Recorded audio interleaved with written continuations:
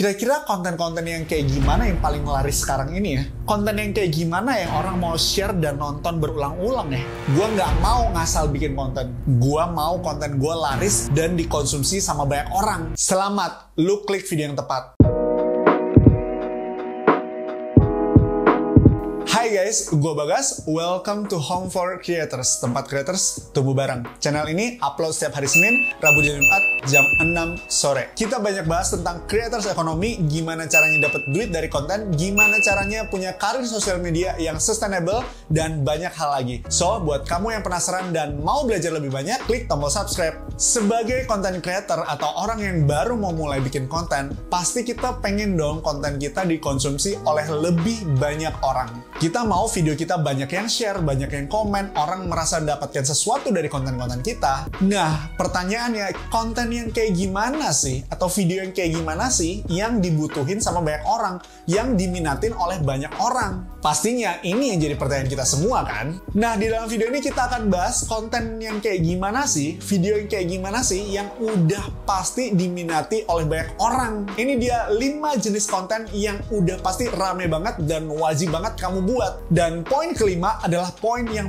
paling gampang dilakuin buat kita semua. So, tonton video sampai habis ya. Yang pertama, konten tentang kesalahan-kesalahan. Ini adalah konten yang manjur banget. Kita bisa ceritain kesalahan-kesalahan yang kita lakukan atau yang orang lakukan saat melakukan suatu hal di dalam suatu industri. Untuk bikin konten-konten kayak gini, memang kita perlu jadi praktisi dulu di dalam industri tersebut. Atau paling nggak kita perlu punya banyak referensi untuk dijadikan data, sehingga kita bisa lebih yakin lagi untuk share kesalahan-kesalahan tersebut. Nah, emang kenapa sih orang tuh mau nonton video-video kayak 5 kesalahan atau 2 kesalahan? Karena pada dasarnya semua orang nggak mau salah. Mereka nggak mau ngelakuin kesalahan. Kalau bisa nggak ngelakuin sama sekali, kenapa harus lakuin? Dan pada dasarnya semua orang itu mau jadi yang lebih baik lagi. Sehingga pun kalau mereka melakukan kesalahan, mereka nggak mau melakukan kesalahan itu lagi. Nah, ini yang bikin konten kayak gini tuh rame diminati sama banyak orang.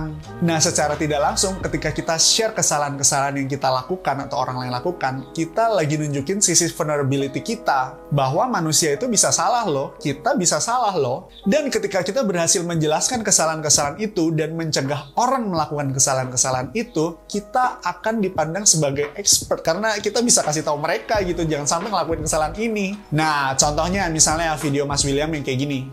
Di video kali ini, gue akan nyebutin 4 kesalahan yang biasa kita lakukan sebagai content creator pemula. Kedua, tips and hacks. Ketika kita nggak tahu cara melakukan suatu hal, pasti kan kita pengen cari konten-konten yang bisa membantu kita untuk melakukan hal tersebut. Contoh misalnya kita cari di YouTube, TikTok, atau Instagram, kita cari gimana caranya bikin kue, gimana cara bikin dalgona coffee, tips bikin dalgona coffee yang enak. Pasti kayak gitu kan yang kita cari. Nah, konten yang kayak gini adalah konten yang sangat menjawab kebutuhan-kebutuhan kita itu. Nah, sekarang kita berada di posisi orang yang memberikan konten tersebut. Kita bisa videoin gimana cara kita ngelakuinnya, kita kasih step 1, step 2, step 3, dan sebagainya. Pastikan ketika orang nonton video kita, mereka terbantu dan bisa langsung praktek. Nah, konten kayak gitu kan yang kita cari. Apalagi konten-konten yang bisa bagiin hacks, kayak cara instan, cara cepat dapat duit, cara instan kaya. Itu kan yang kita cari. Dan yang perlu kita tahu, konten-konten kayak gini nih yang punya angka share dan save yang tinggi. Nah, contohnya video yang kayak gini.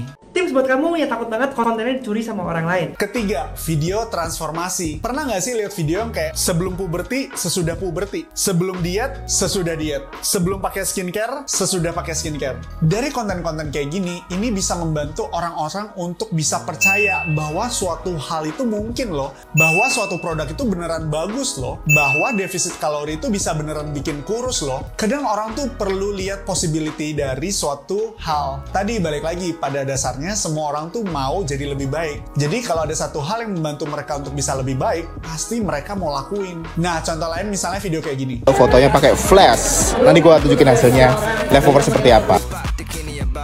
Keempat, konten-konten lucu atau yang entertaining. Pada intinya, konten-konten kayak gini tuh yang bisa ngebantu kita ketawa lah, menghibur kita gitu dikala kita stres ataupun lagi penat. Nah, kita sebagai creator, kita bisa ambil hal-hal yang lucu di sekitar kita. Contoh misalnya gue suka angkat keresahan-keresahan gue gitu, dan gue jadiin konten. Kita bisa cari referensi-referensi video yang lucu di TikTok, di Reels, di YouTube. Ketika itu menghibur kita, ya kita tinggal bikin ulang versi kita. Nah, kan seru ya kalau konten kita nggak cuman serius terus, tapi juga banyak hal-hal yang lucu gitu, jadi orang juga terhibur. Contoh misalnya konten ini.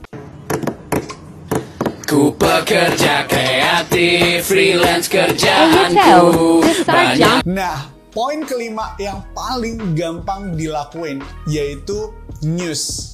Kita senang kan kalau kita bisa dapat info-info terbaru. Nah, ya udah kita bikin aja konten itu buat orang lain sehingga orang bisa merasakan bahwa mereka bisa dapat info-info terbaru. Kita tinggal ubah konten-konten yang berbentuk artikel. News itu kan biasanya bentuknya artikel website. Kita convert ke bentuk video. Kayak kita bisa bacain ulang, kita bisa ceritain ulang gitu tentang isi beritanya. Jadi kayak kita bacain mereka berita lah. Nah, yang perlu diingat dari jenis konten kayak gini adalah kita perlu cepet-cepetan.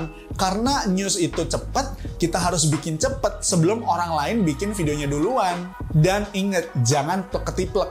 Dan kita nggak mau kan kalau kita plagiat. Jadi ya pakai bahasa sehari-hari, bahasakan ulang dan ceritain ke audiensmu. Maaf ya guys, Instagram udah nggak nge-support lagi fotografer. Hah? Kenapa? Udah denger belum sih berita ini? Nah, gimana? Udah tahu kan 5 jenis konten yang pasti ramai banget dikonsumsi oleh banyak orang. Nah, ketika kamu udah tahu 5-5-nya, tinggal kamu sesuaiin mana yang paling cocok buat niche kamu dan paling cocok buat target audience kamu. Share video ini kalau bermanfaat dan klik tombol subscribe buat pantengin konten-konten menarik dan bermanfaat lainnya. Sampai ketemu di video selanjutnya. Bye!